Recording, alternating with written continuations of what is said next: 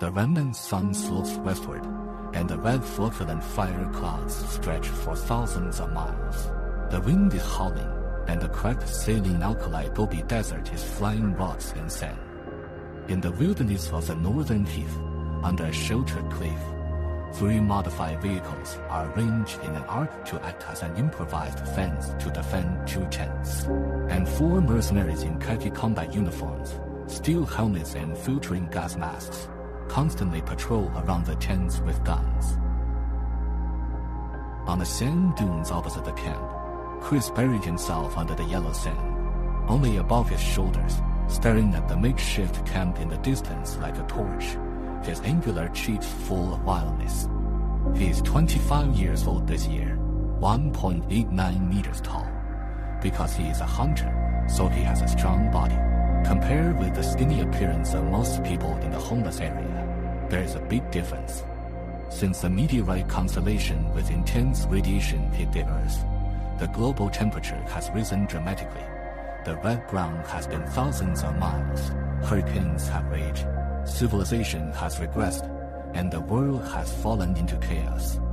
More than half a century later, the world has not recovered from the Holocaust, and factions are constantly clashing over clean food and water. Ecological crisis, energy crisis, food crisis. A series of crises followed, and in order to escape the harsh living environment of the radiation zone, everyone was yearning for the last pure land of the Federation. The Free Federation has no cities, and is composed of countless fortresses controlled by different forces, and these fortresses surrounded by high walls in order to defend against danger are scattered like chess pieces scattered within the Federation. The land outside the fortress is collectively referred to as the displaced areas. Urbanized and homeless people are 2 very different groups. Unfortunately, Chris is one of the tens of millions of people in the outcast, and the place where he lives is outside the law. In order to survive, any means can be spared. Chris, so far today, has been hired by the gangsters to come to this camp to pick up something. Russell. A lizard ran quickly across the sand, and Chris grabbed it in his hand and handed it to his mouth. Boom. The lizard was bitten in 2, and green blood slowly flowed down the corners of Chris's mouth. Galam. Seeing the scene, Barry on the side swallowed his saliva, licked his chapped lips and asked, "Brother, we have been in ambush for 3 hours. When will we be able to do it?" "Wait, it's not dark yet." Chris handed over the half-lizard in his hand. Easy. Barry took half of the lizard, sucked the blood from it, and used it to moisten his parched throat until he could no longer get any more liquid. Then he filled the still wriggling half of the body into his mouth, chewed it heavily, and continued. "There are at least 10 people in the camp below, and there are only 6 of us here, and they still have guns in their hands. Do you think we can really succeed?" "As long as we get the things in our hands, we can get a reward of 100 caddies of brown rice per person, and with this batch of grain, everyone may be able to survive this winter." Chris looked at the tent in the distance, his gaze giving the answer. As the sun sank into the horizon and the temperature dropped rapidly, the 4 soldiers who were patrolling the camp were also called back to their tents for dinner. The wind rose, the sand raged, and visibility plummeted. "Here's your chance. Touch it." Chris saw the camp empty, peeking out of the sand. As Chris began to move, the yellow sand in the distance also undulated, and the 4 men who had been dormant for a long time all emerged from the yellow sand and began to follow Chris. Chris observed for a few hours and found that the mercenaries in the camp were changing their guards, because they needed to change their equipment, and there would be a 3-minute window period, which coincided with dinner, and maybe it would take a little longer. Under the cover of wind and sand, the group quickly approached the improvised camp. Chris clenched his left hand into a fist, signaled everyone to stop, and then looked sideways and said, "Kevin, you take 1 person to guard, and the other 2 keep an eye on the tent where the mercenaries are, and I will go with Barry to run errands." Stomp. Several people next to him heard Chris's command, and they all acted silently. Chris and Barry crossed the vehicle with the agility of a wildcat, and soon reached the edge of the largest tent, opened the curtain with a bone knife, and cast his gaze through the gap.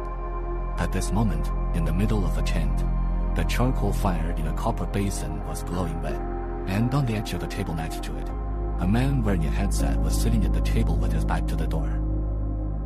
He was using the crank of a hand crank generator to generate electricity for the Bob's walkie-talkie, and at the same time he was on the phone. Boss, we have successfully obtained the chip, and we are currently on the way back to Fortress 55. But we have encountered a very severe sandstorm, so we are resting. Boom. Chris exerted his arm strength, picked up the rope that fixed the door curtain, and said in a voice that only the two of them could hear. Remember, just leave when you get something. Don't delay time with supplies. And also, don't kill people unless you have to.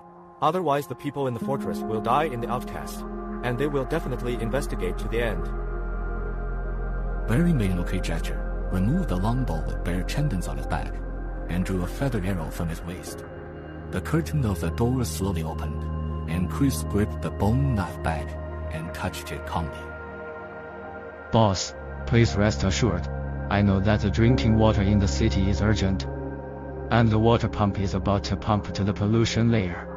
According to my current itinerary, there are 2 days at most, and I can return to the fortress, and I will definitely not delay the company's business. The man shook the crank with one hand, and at the same time reached the water cup next to him. And when he swept away, he happened to see a figure reflected on the stainless steel cup, so he quickly dodged to the side. Whoosh! Chris swung his arm, and the blade slashed almost against the man's neck, severing the headset's cable and preventing him from communicating with the outside world. Who are you? In between questions, the man reached for the multi-barrel pistol on his waist. Wheel. The moment the man moved, the feathered arrow in Barry's hand burst out, penetrating the man's arm roughly. Bang. Chris stepped forward and pressed the man violently on the table behind him, and the bone knife was against his neck.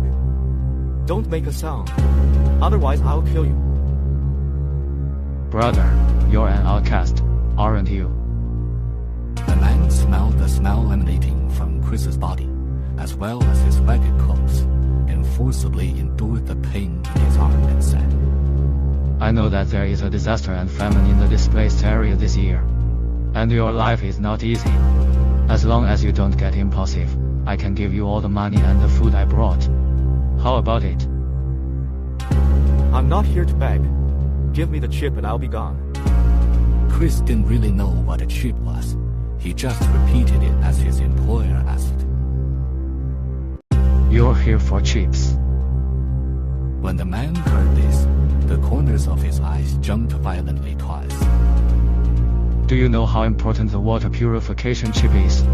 Number 55 Fortress has a water emergency, so we must use the program of the water purification chip to upgrade the filtration system of the water pump. Otherwise, the whole city will have to drink the contaminated wastewater. What you said has nothing to do with me, and those purified water sources can't flow into my hands. I'll just repeat, either give me the chip, or I'll look for it on your corpse myself. Chris's wrist forced, and the edge of the bone knife cut a bloody streak on the man's neck.